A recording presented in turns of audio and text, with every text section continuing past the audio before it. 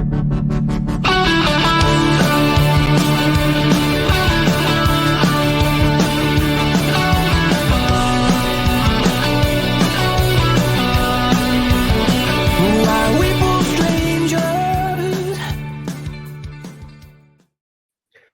right, everyone, welcome to another episode of the Toon podcast. We are the Southern Hemisphere's best and original dedicated podcast to all things Newcastle United.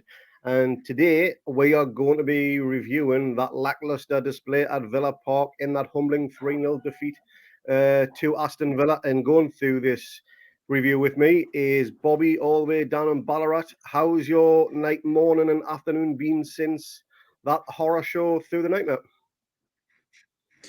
Yeah, it wasn't great, the night anyway, but I think the positive for us is it finished pretty early, so we got a good night's sleep. And after a loss, there was no energy to stay up, so I think I got a good night kip for the first time in a long time. Yep, you mean I think a lot of other people here in Australia, mate. We should have to wait up for the team photo like we've had to do for a good number of times this year. But again, as everything suggests, this is all about the Aston Villa game that happened 9:30 for us here in Australia, 9:30 p.m. That is. I think it was a 12:30 time UK kickoff. Early kickoffs aren't really our forte, are they, Bobby? No, we seem to really suffer. I don't know what it is, but I'd like them to win one. Like, it'll give you a chance to then, spur on and have a little bit of a drink afterwards and still be in bed by a reasonable time. But we seem to be, no good at them, which isn't great. It wasn't great for the lads down in Brisbane as well, who went along to a meet up with a load of other Newcastle fans. And this is, can't remember how many of they've done now, but they've yet even witnessed a goal, let alone 3 points. So let's get these early kickoffs or early evening kickoffs sorted. Let's get a goal. Let's get 3 points for the next one, which I believe is the Leeds game coming up in a few weeks. But before we do a deep dive into the match, just want to give a big shout out to everybody that already listens and subscribes to our YouTube and Spotify, Apple Podcasts. Fantastic that you all do so. But if you don't already subscribe to our YouTube channel, please do give this channel a thumbs up as well. The more thumbs up we get, the more exposure we get, and it just helps the channel grow and get bigger and better guests on moving forward. So thanks for everyone that one. And again, remember we do have our membership club on there on YouTube as well. Click the link in the description and have a good look on it. And it's nice and cheap and it helps us out big time as well. So, Bobby, Aston Villa away. It's been a bit of a bogey ground lately over the past however many numbers of years. Apparently, the last Newcastle player to score there was Johan Gouffran. However many years ago that was, not too sure on that one. 10 years ago. 10 years? There you go then. Yep, 10 years. What were your thoughts going into this game before you seen the lineups?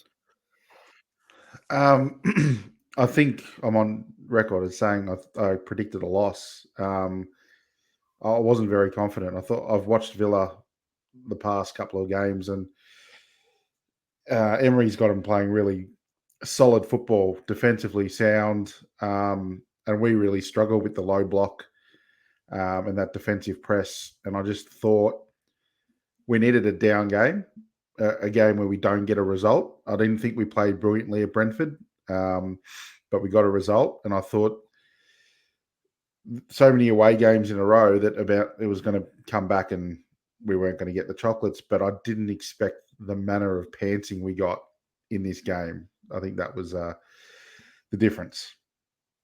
Yeah, so we were all in anticipation, waiting for the lineups to be announced. Thinking, is Eddie going to make any changes? Is he going to go with the same 11 that maybe started or finished with Brighton? But I'll just bring the lineups right now, starting with Villa. They were the home team. Let's get this up here. So we have in goal Martinez, Young, Konsa, Mings, Alex Muno making up the back four. McGinn, Dendonka, Douglas Luiz, Ramsey, Buendia, and the man on fire for them, Ollie Watkins, right now. Now, of that 11, apart from Watkins, who's obviously on fire, as mentioned just before, is there anybody there who you think, they could cause us trouble today?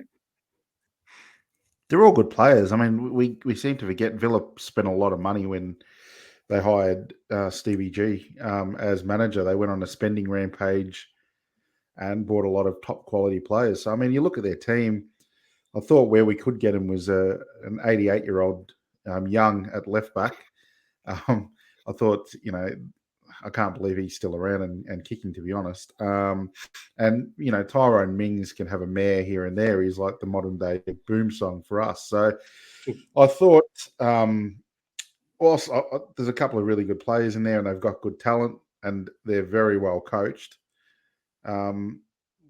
We've beaten better, to be honest. So, it was interesting. Yeah, it's definitely a one which is a lineup I was hoping to get better exposure from in terms of what we could do and damage them around the back. Looks like I'm having a few camera issues right here. So you can see my green screen, and literally is just a green screen. So hopefully that fixes itself as we go on. But yeah, I was hoping that back four. It's got experience, but it's also got some fragilities in it, as we exposed earlier on in the season when we pumped them 4-0 at St James's. But obviously, it might be a similar 11, but in terms of confidence, the way they're playing, it's a completely different team from what we played just this morning, or last night, sorry. So, go on the Newcastle squad. Now, there was some key changes here, and one of the key changes was Gordon in from the lineup. Is that a big surprise to you, Bobby, considering he's, let's say, escapade being subbed from being a sub the Brentford game? Yes and no. I mean, I expected him in the starting lineup against Brentford, so I thought he was knocking on the door. I think there's been a lot made of that bit of petulance coming off against Brentford. To me, I didn't mind it. I think, okay, he could have acted a little bit better, but it was a guy that just wants to play, and it's never good when you get subbed on in the second half and then get subbed off again, no matter the reason. So I thought media, as they tend to do, make a mountain out of a molehill. So no, I think he deserved his shot, and unfortunately, I don't know if this was the game he wanted to start, but it was good to see him. I still think, and I know he's copped a lot of heat on social media, but I still think he's going to be a very good player for us. Yeah, I totally agree. Like I said to one of the lads on Twitter, give him a full pre-season with Eddie, and we take it from there from him. But I'll run through the rest of the 11 for Newcastle. So again, it's the usual back five of Pope, Trippier, Shaw, Botman, and Byrne. Midfield of Bruno, Willock, and Joe Linton, with Murphy, Gordon, and Big Dog Alexander Isak up top. One big omission from that starting 11, and I don't think we found out the reason as to why until after the game, but Sean Longstaff on the bench. Was that a surprise omission to you? It wasn't at the time the teams came out. I was looking forward to seeing Bruno, Willock, and Joelinton together in the midfield three. But when you think back on it, I think being away from home, the defensive cover that Longstaff provides, probably in hindsight, probably wasn't the correct move. We're very attacking. I mean, you look at Willock, he's not as defensively minded as Longstaff and doesn't track back as well. So being away from home, but there was obviously reasons that Eddie wanted Willock in instead of Longstaff. Yeah, it's but I think it was Lee that mentioned Longstaff had been sick all week and he hadn't trained properly, so maybe that was obviously the reason why he dropped to the bench.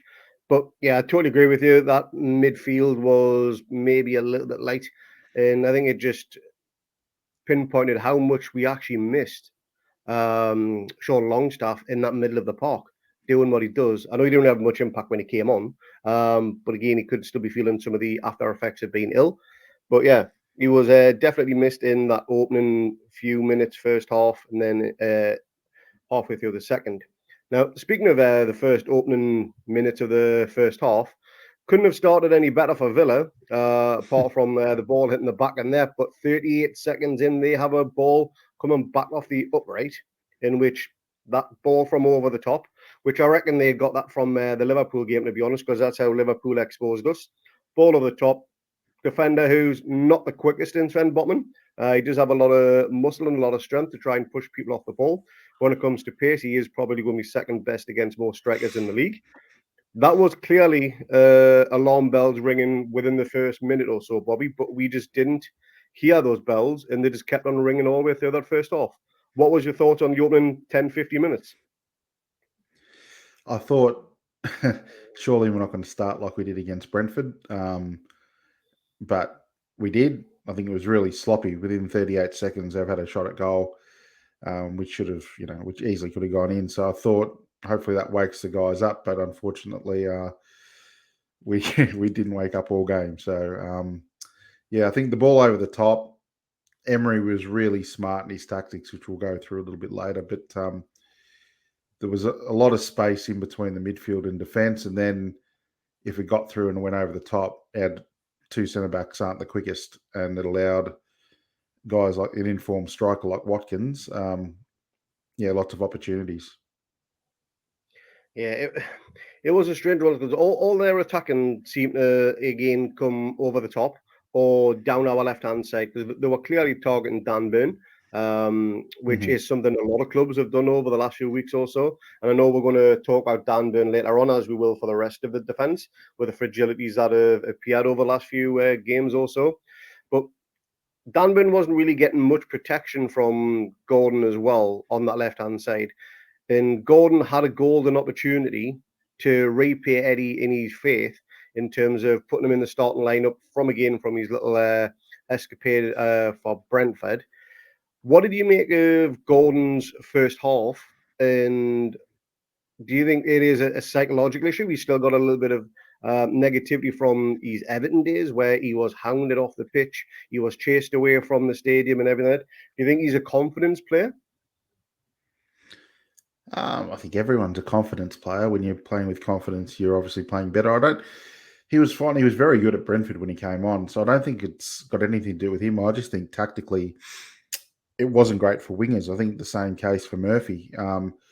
They just couldn't get into the game. It was just not right. The way Emery exploited that was really good, and I just think Gordon, whatever he tried, couldn't get into the game for whatever reason. So defensively, I think there was a massive gaps between each line that kept on forming, and I think that sort of hurt Dan Burn. And I think in the past, if Sven Botman's covered Dan Burn pretty well on that left hand side, but when you got a striker in form like Watkins, and we saw it the week previous against Brentford with Ivan Toney, your defenders are in two minds then because you've got such a capable striker that they get pulled into a central position, and then you leave Dan Burn exposed, and his pants pulled down a number of times because he just had no help from Sven Botman and Anthony Gordon, who was probably trying to make things happen on the other end. The frustration of us not doing much going forward and sort of was in no man's land. So it was just a perfect storm, unfortunately, for Dan Burn, and he got exposed pretty brutally in the game. He did. And it was pretty much inevitable that the first goal was coming, and it did from some pretty good play from Villa with a cracking knockdown from Ollie Watkins. I think it was Fabian Shaw who he outjumped to knock that ball down. And was it Ramsey who scored the first? I believe it was. It was, Yeah, yep. cracking knockdown from him because he does look like a tall lad, to be honest, Ollie Watkins. But yeah, he's got a hell of a leap on him. So he managed to out jump Yeah. short, knock that down, and Ramsey just rifles it in the back of the net with Pope. Not really much to do about that first goal, to be honest. Not a great deal he could have done. But again, defensive frailties shown in there. What could we have done better to avoid that first goal? And where was the pressing of the midfield to try and get that ball back from when we did lose it? Well, Dan Burn trying to do Cruyff turns, first of all, has got to stop. I mean, a man's got to know his limitations, and Dan Burn didn't on that occasion. So that was error one. The midfield just weren't pressing, and there's reasons for it. Tactically, with Joelinton and Bruno, they just couldn't press the number eights as well as they normally would because they were worried about Bundia and Ramsey too much. So it sort of left that space open for the defensive midfielders, Villa, to deliver balls in. And they whilst they targeted the left-hand side with Dan Burn with runs, they targeted Shah and Trippier with long balls to Watkins for headers, because I think they saw that as obviously not a strength of Shah and Trippier. And I think that was a perfect illustration there where, a long ball comes in and Trippier was caught. I don't know what he was doing defensively. He looked all lost at sea. And then, the head down from Watkins and massive space for Ramsey just to go, thank you very much.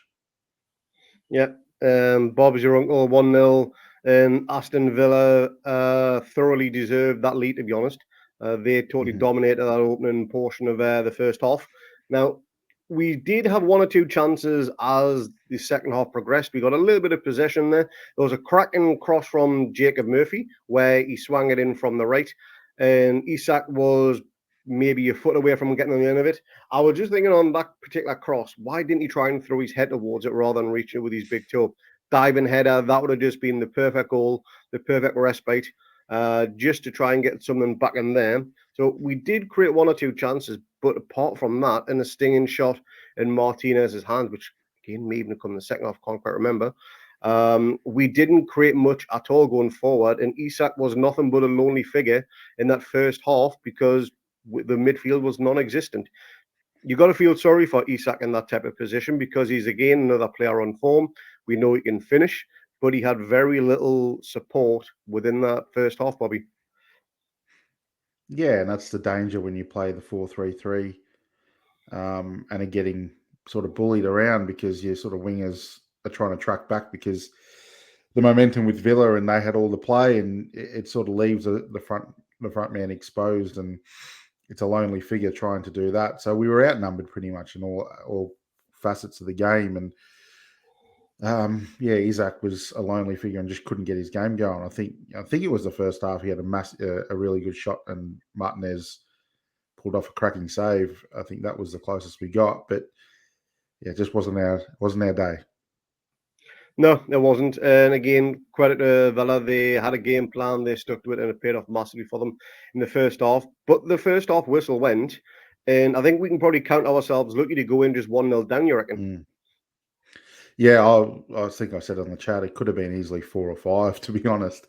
And that's not being, that's not hyperbole or anything like that. It's genuinely, we were very fortunate not to be down at least 2 or 3, So 1-0, I think you said it on the chat, is, we're still in it because it's 1-0, and very rightly so. So we didn't deserve to be in the game at that point, but we were.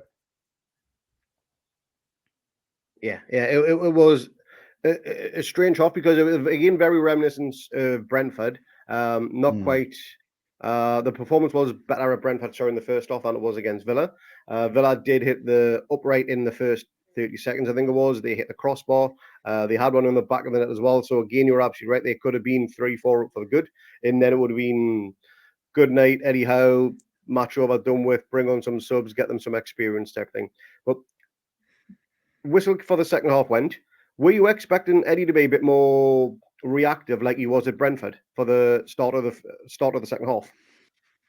I was very surprised there was no changes, to be honest. I thought we'd absolutely got smashed in that first half, and it was open because I think the 4-3-3 wasn't working. So I was shocked, absolutely shocked, that he didn't come and bring Callum Wilson on to partner up Isak up top, because that was obviously an area we were getting no love from. So to come on at halftime with no changes was very surprising. And the changes we did make was a double sub. Was Miggy for Murphy and Wilson for Gordon. And Yep. Miggy coming back from injury. Wilson is playing, I don't want to say a bit part role because he started some games. He's then coming as a sub. And again, he's a bit of an informed striker himself. But Miggy had a glorious chance, I think, just a few minutes of coming on, where you rifle the ball into the side netting. And that would have made a very, very different game as we looked at different outfit when we made those two subs. And I think Miggy was surprised that the ball didn't hit the back of the net himself. But 3 or 4 minutes from there, Villa have the ball on the back of the net. But for the second week in a row, VAR comes to our saviour on this one. And it's not very often we give VAR any praise on this channel because they don't really deserve any. But Yeah. that second goal was rightly called offside. His knee was just a fraction off, I believe, Bobby. By a bee's dick, to be honest. I looked at it and I thought, oh, yeah, it is, but you'd be fuming if it was the other way, I think. But it's always good when VAR does go your way because we're still in negative territory with it. So, yeah, I thought another sign of our team should have been aware, because another glorious chance for them on the counter, or on the break, I should say, and we didn't adhere to that, did we? We didn't, because literally 3-4 minutes later, they go up. Alarm bell should have been ringing against our back four. And in goes number 2. And that was pretty much game over from that point right there. There was never really going to be any comeback on the cards because we just didn't have the legs to do it. That second goal, and I believe it was Watkins with the second one with the turn on Dan Burn, or was it the third? Again, I haven't watched the highlights again because there's not really much to watch. But that turn from Ollie Watkins, where he leaves Dan Burn for dead. Maybe Dan Burn should have been tighter to him, who knows? But again, he just slides it past Nick Pope and he wheels away, and Villa tune up for the good. And that was probably the worst start to a second half, of the half of the second half, sorry, that we've had for the entire season. And that opening 60 minutes was just diabolical. But the rest of it, the remaining half an hour, was, if anything, just going to get even worse because we couldn't string a pass together. We couldn't put anything. There was no coefficiency. The midfield was non-existent. Do you think Bruno's still carrying an injury? Look, I think so, but if you're out there, then you're fit enough to play, aren't you? So I think he's obviously carrying an injury, because at Brentford on the week, the game before, the reports is he came off injured in the warm-up. So there's obviously something there, but there's no excuses once you go out there. If you're fit enough to get on the pitch, then you're fit enough to play. And if not, then that's up to our fitness staff and coaching staff to not play him, yeah, but the midfield was totally overrun. There was not 1 minute, Craig, that we were in this game, I don't think, that we looked like the Newcastle of this season. So it was just a game where, you don't mind losing or, whatever it is, but it's the manner in which we were lost, which was really surprising. Correct. Yeah. So shortly after that second goal went in, the third one, and that was only the second time this season we've conceded 3 goals. The only other time was at home to Man City in that game where we drew 3-3, which was probably game of the season for many neutrals. We were unlucky because, again, we threw away a 2-goal lead on that one. But 4 defeats all season, 2 against Liverpool, one of them very contentious, but again, we won't touch on that one.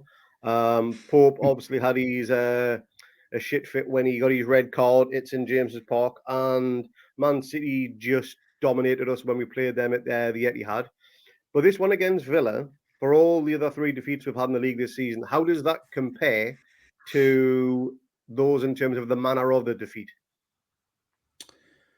It's the worst performance of the lot by far. I think it's the most disheartening one too, I think, because I think we're a better side than Villa in all areas. And whilst, if we lost it 2-1 and it was close and we had our chances and you walk away, you would have just said, oh, that's fine. You can't win every game. But to get totally humped like we did and totally humiliated on the day is hard to take. And that's an effort thing as well.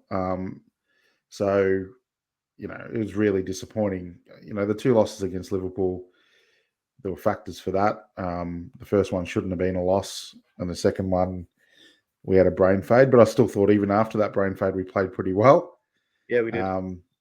At times. So, Man City's Man City. that you put your hand up when you lose to them and cop a beating, but not Villa. Not you look at their team. It's got good players, but it's not great. So yeah, this one was the most disappointing loss of the season for sure. I suppose, and I know you've been doing this for a while now, you've got to give credit to Unai Emery for the way he's turned that team around. He's got them pushing for a European spot. He's got them playing some very attractive football.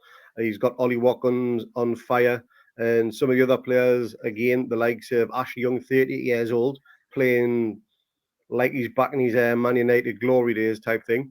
So he's got to be up there with maybe a little bit too late for him because he didn't start the season there. But if they do push for Europe, then he could have a shout for manager of the season. You think?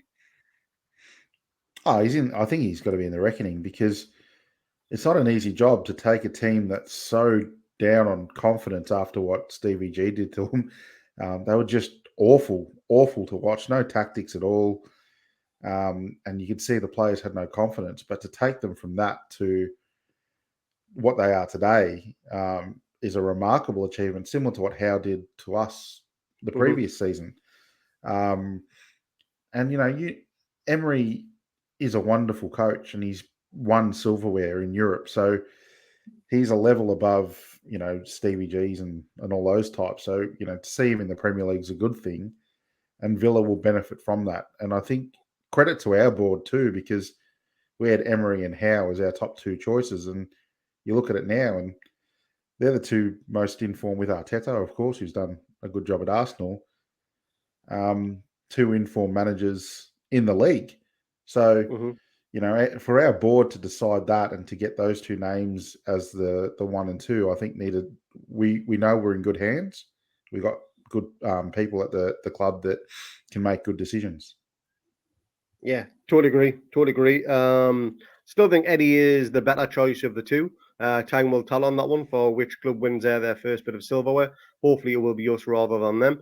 But yeah, massive credit to Aston Villa. They took the game to us. They annihilated us in terms of 11v11. They were better in every single position. We just didn't turn up on the day, and if we did, I still don't think we would have put up a good performance. It might not have been 3-0, but I still think it would have been a loss on the league table for that one. But we move on to the next one. The next one is going to be Spurs away. We will be doing a preview of that midweek, so keep an eye out for that one. But now, quick question on Newcastle's defensive frailties as of late, Bobby. Now, we haven't kept a clean sheet in the league since I think it is the 12th of February. Yes, I know we've had a 2-week international break, so that took a good chunk of time off that one. But considering you went a good spell of games without conceding any goals, and I know we've still got the best defensive record in the league, is that potential cause of concern as we move into the last 8 games of the season? For me, there is. I think there's a dip in form from Nick Pope, who was our best player on this game. So it's different, you sort of say that, but he has had more, sort of what you're doing errors in the last few weeks than ever before. I think Fabian Schär's caught up. All the injuries he's had this year has sort of caught up with him with his body. He's not moving as freely. He's not as confident as he was at the start of the season. Sven's not as resolute as he was as well. So I think there is a few issues there that just the form and the confidence of the back four isn't, or the back five with Pope isn't as strong as it was. But I think they're still solid. This is the first absolute pantsing they've got, So I think, moving forward, I think they can recapture that, solidity pretty easily. So we'll just see how it goes. But, with Dan Burn at left back, I think it's most clubs now have probably worked out what they can do for this defence or to this defence. So it'll be interesting to see if Dan Burn starts against Spurs as well. Yeah, he's come up with a lot of stick. He has had some ridiculously good performances for us over the last few games and the majority of the season. But I think he's now slowly being found out by a lot of other clubs. And I'm glad it's happening this late in the season rather than it was in November or whenever, because our league position could look so much different. But we've got Matty Targett there, and Matty Targett is a natural left back. And he is somebody who is very competent in his role, as we've seen towards the back end of last season when he had his loan stint from Villa. Is he somebody who you would naturally bring in to replace and give Dan Burn a rest? He has to be. And, he wasn't. I think he hasn't played much, so his form. We don't know what we're going to get if we start him as well. I mean, he came on and the third goal, he sort of just got pushed aside like he wasn't there. So it's not going to be a guy we're replacing with supreme confidence or form at the Hmm. moment. So, but yeah, I think the change has to happen.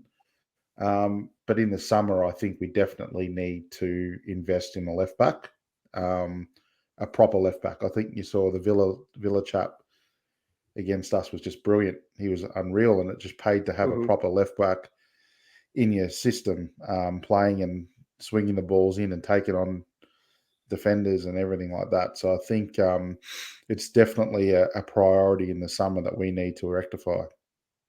Completely agree. So we'll go on to the full-time stats. Yeah. Now these aren't for pleasant viewing, but in terms of possession, I'm actually surprised we got 48%. So 48 for us, in favour of 52 for Villa. Shots 16 for Villa, 8 for us. 6 of those were on target for Villa, only 2 on target for us. 7 corners in favour for Villa, 2 for the Toon. 13 fouls for Villa and 15 for us. That pretty much sums up the story right there when you look at the shots and shots on target percentage. It just bit woeful, that one, considering the luxury we've got in attack and also how well Villa defended from the midfield, I suppose. Yeah, I think stats don't give you everything, but those stats sort of paint the picture. I'm surprised we had 8 shots um, at them because it didn't feel like we were at the races at all. I think I expected more fouls for us because Villa, especially in the first half, where every time they fell and hit the floor, they were getting a free kick from the ref. It was Yeah. ridiculous. But yeah, look, we got humbled. That's well and truly the story of this game. We have to just put our Mhm. hand up and say that was not good enough, and it'll be the next game to see what we've learnt and what the players think and how they dig deep to come back from this type of loss. Yeah, it's sometimes losing a game can actually help you reset the switch, put things back to basics, and allow you to progress further than what winning can actually do, which is a little bit strange. Sometimes a loss can actually benefit the team. I know that sounds Mm. strange, but it can maybe solidify the group maybe that little bit further. Again, hit that reset button, and we go hell for leather in the next game. But moving on to the league table. Now, this could have looked a lot worse if in the late fixture of the day, if Spurs hadn't blown away the game against Bournemouth, where they conceded a 95th minute uh, goal to lose 3-2 at, was it in Spurs? It was at Spurs, wasn't it? Yes. Yeah. Was, yep. So it was down in London on that one. So that was a massive result for us, which actually swung in our favour. Now, we don't lose any position yet because Man United are still to play. Spurs lost. Obviously, Villa won. Brighton won away at Chelsea. Liverpool yet to play. And Brentford, they lost as well for the first time. They've lost 3 games on the bounce now. Looking at probably the top 8 there. So Arsenal down to Liverpool. Arsenal, Man City, they're a given for the Champions League. Looking at us down to Liverpool, obviously you're going to put us in favour for a third or fourth spot. Who's going to take the other Champions League position from those remaining teams, Bobby? Um, I don't know. I think I would have probably close to bet my life that it would have been Manchester United. But they're out of form. They've got a few injuries at the moment, so Mm-hmm. they're dropping like flies. So I've always liked Brighton. I think yeah, I'm going to say Brighton. I think they play the best football out of those clubs, and they're getting the wins, and they're very good at Chelsea as well. So they've got games in hand on Villa, Spurs. So yeah, I'm going to say Brighton will get the last Champions League spot. That's a bold claim. I'd love to see it happen because, again, I was just about to mention there how good is it to see the likes of us, Villa, and Brighton pissing on the bonfire of the Big Six Mm, and just it's fantastic. disturbing everything. And we all know what the Big Six are capable of. We all know there is a bit of a cartel going on there. That's a bit of a given on that one. But three teams, again, pissing on the bonfire, doing what we can to disrupt them, is only going to be good for the Premier League and for the growth of all three of those clubs as well, you reckon? Oh, for sure. This it needs to. You can't just have the same four clubs or the five clubs in those top five positions. It becomes boring and repetitive, and there's no point for the other clubs if there's the cartel succeeds. So to see the likes of Villa and Newcastle, who are big clubs anyway, upsetting the apple cart. This apple cart's only been formed recently. We were 10 Mhm. times bigger than Spurs in the 90s. Like it's a joke that they're part of this cartel in the Super League. But especially like clubs like Brighton, who by right shouldn't be anywhere near where they're at, but they just run their football side of the business as good as anyone. So, Yeah, and if you have a look at Brighton's form as well, there's a red mark there, an L. They shouldn't have lost that game. They were cheated out of that game against Spurs. So they've got 100%. they've got exceptional form and should be on 51 points at this stage. So look, I still back them in. I think they're playing exceptional football. Yeah, totally agree with you. I would love Brighton to get that third or fourth spot. I'm not bothered whether we finish third or fourth as long as we get there, to be honest. Mm. But yeah, Brighton to get there. Villa, they could potentially get there. Yes, Yeah, they've got two yeah. games more. Spurs, they've got a few tricky fixtures coming in. We'll get on our remaining fixtures in just a short while.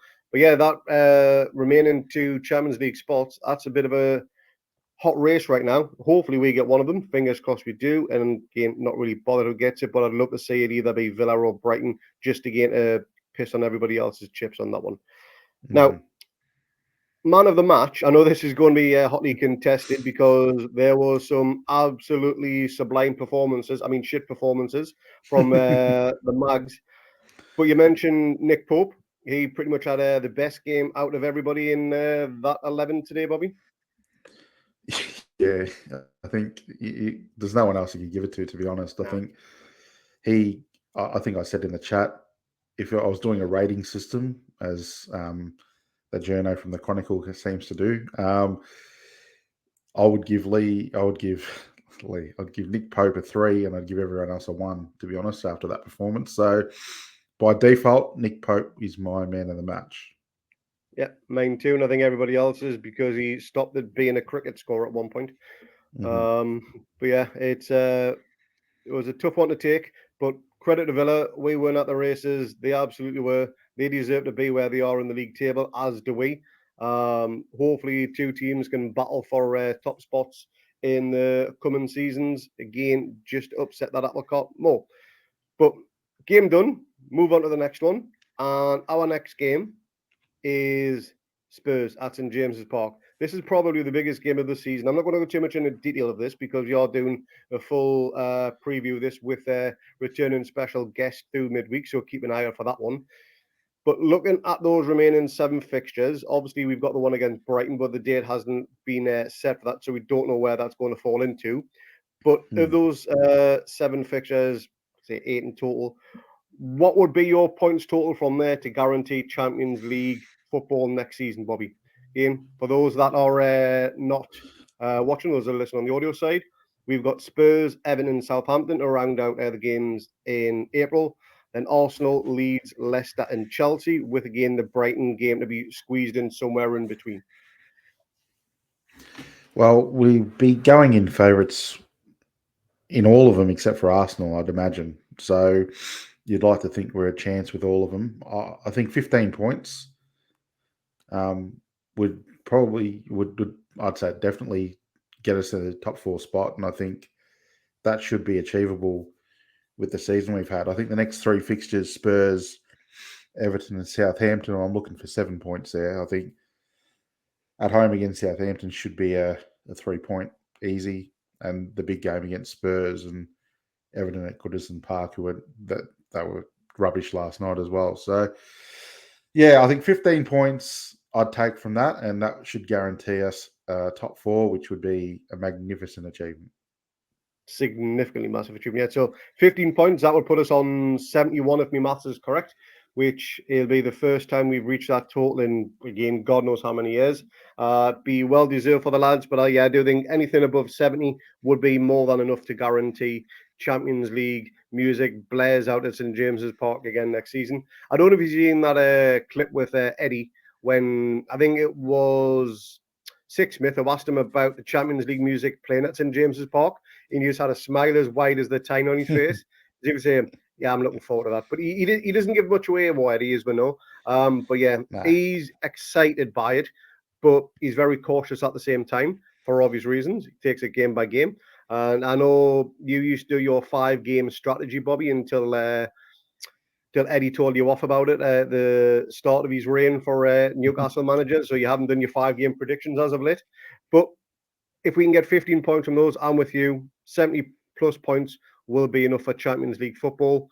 And it's just a case of who's going to join us and which clubs will we be seeing at St James's Park next season in European football. But that'll do us for this review of the Aston Villa game. Hopefully the next one's going to be a little bit more positive. We get 3 points in the bag. That'll be the review of the Spurs game, which will be out sometime at the weekend. But again, keep an eye out for the preview of that one. Again, we've got a returning special guest. That should be out Wednesday night, maybe Thursday morning, depending on where you are watching in the world. But thanks very much for Bobby. I know this wasn't the easiest podcast to do. A little bit painful at times, but you got to take a rough with the smooth, don't you? That's it, mate. We can't be winning every week, and we can't just expect to be on podcast when we win. So we did grab the short straws, being you, Craig, for this one. But it's always good to talk Newcastle, and I hope our viewers enjoyed it. Absolutely. So again, just like I said at the beginning of this podcast, if you don't already, please subscribe to this channel. It helps us out massively. Give us a 5-star review on all the audio podcasts if that's how you find our content. Give us a thumbs up. Leave a comment down below on what you thought. And also, if you have any questions for the lads, we will get to them and we'll try and answer you back. Follow us on social media as well. If you don't already, we are on Facebook, Twitter, and Instagram. Just search for Toon on the podcast. And if you're on Twitter, we will follow everyone back that does so as well. So again, thanks, Bobby, for that one. I will see you on the next one. And let's go for 3 points in the next game. Cheers, mate. See you guys.